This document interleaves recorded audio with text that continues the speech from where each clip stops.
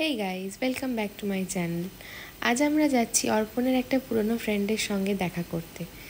সেই যে ফ্রেন্ড চলে এসেছে, তো আমরা বেরিয়ে পড়েছি শ্রীরামপুরের জন্য। ভাবলাম একটুখানি ওখানে খাওয়া দাওয়া ঘোরাঘুরি করে আসা যাক। দেখো, দেখা হওয়া মাত্রই সে কাকায়ের কোলে একদম ঝাঁপিয়ে চলে গেছে। রাস্তায় দাঁড়িয়ে আমরা এখানে ভেবেছিলাম যে একটা মিত্র ক্যাফে আছে, বিকজ এখানে বড় বড় করে চারদিকে মিত্র ক্যাফের হোর্ডিং দেওয়া ছিল। বাট আনফর্চুনেটলি নেমে দেখলাম এখানে আশেপাশে কোনো মিত্র ক্যাফে নেই এবং সেটা লোকেশানে অনেক দূরে দেখাচ্ছে। তো হতাশ হয়ে আমরা ভাবলাম এখানে একটা স্ট্রিটেই চা খেয়ে নেওয়া যাক, কারণ বিকেলবেলা চাটা না খেলে মনটা কেমনই যেন একটা করে।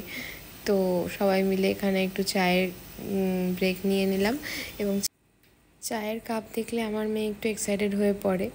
সো সেও খুব মজা নিচ্ছিল আমাদের চা খাওয়া দেখে। তারপর আবার বেরিয়ে পড়লাম, মিত্র ক্যাফে তো পাওয়া গেল না। সো ভাবলাম ফিশ ফ্রাইটা তো খাওয়ার ইচ্ছে রয়েছে, তো কোথায় যাওয়া যায়।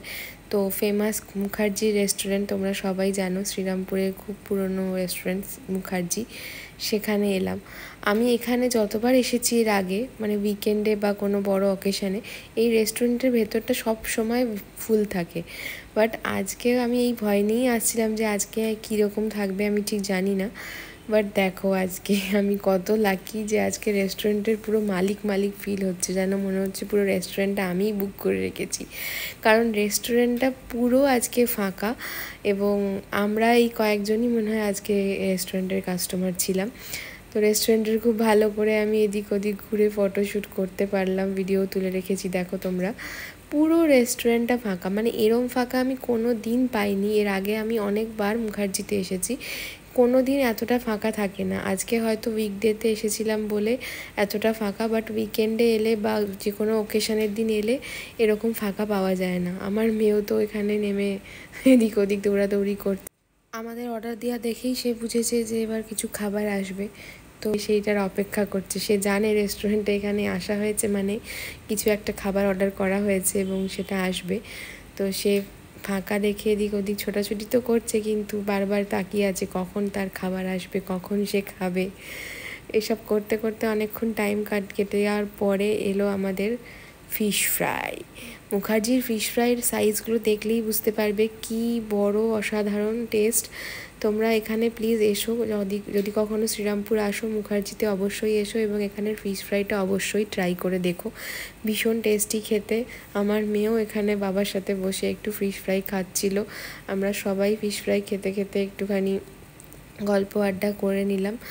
এরপর এখানে আমি একটু ফ্রেশ লাইম সোডাও অর্ডার করেছিলাম আর অর্পণ একটু কফি অর্ডার করেছিল। তো সেসবও এসেছিলো, সেসবও আমরা একটু খেলাম। অর্পণের কফিটা একটু দূরে দূরেই রাখা হয়েছিল, বিকজ মেয়ে তো মানে চা কফি এগুলো দেখলে জানি না বাচ্চারা খুব বেশি এক্সাইটেড হয়ে পড়ে, তো তাই মেয়ের থেকে একটু দূরে রাখা হয়েছিল। সো মেয়ে বাবার কফি না পেয়ে আমার গ্লাসে ঝাঁপিয়ে পড়েছে ফ্রেশ লাইম সোডা খাবে বলে। যদিও স্ট্র দিয়ে ও এখনও খেতে শেখেনি, তো গ্লাসটা দিয়ে সে আমাকে খেতে দিচ্ছিল না বলে আমি ওকে স্ট্রটাই পুরো দিয়ে দিয়েছি যে স্ট্রটা নিয়ে কিছুক্ষণ টাইম পাস করতে করতে আমি খেয়ে নেব।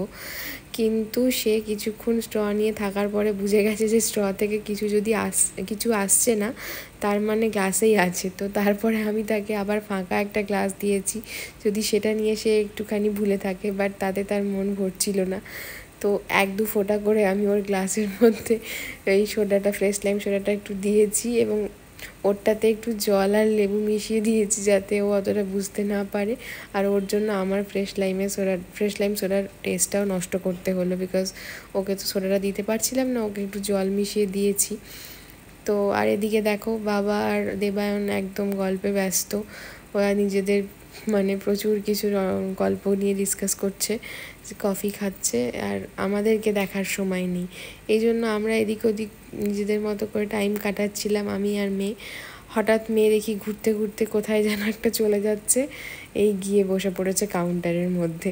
মানে কাউন্টারের দাদাদের সাথে ওর এত ভাব হয়ে গেছে, ওখানে বসে সোজা গল্প জুড়ে দিয়েছে। তারপরে আর অনেক কষ্টে তাকে ভুলিয়ে ভালিয়ে সেখান থেকে নিয়ে আসা হলো এবং আমরা এবার বেরিয়ে পড়লাম বাড়ির পথে। Thanks for watching. কেমন লাগলো আমাদের এই ছোট্ট মিনি ব্লগটা জানিও তোমরা। আমার চ্যানেলটাকে লাইক, শেয়ার অ্যান্ড সাবস্ক্রাইব করে বেল আইকনটা প্রেস করে দিও, যাতে এরকম ভিডিও শেয়ার করলে তোমরা সকলের নোটিফিকেশান পেয়ে যাও।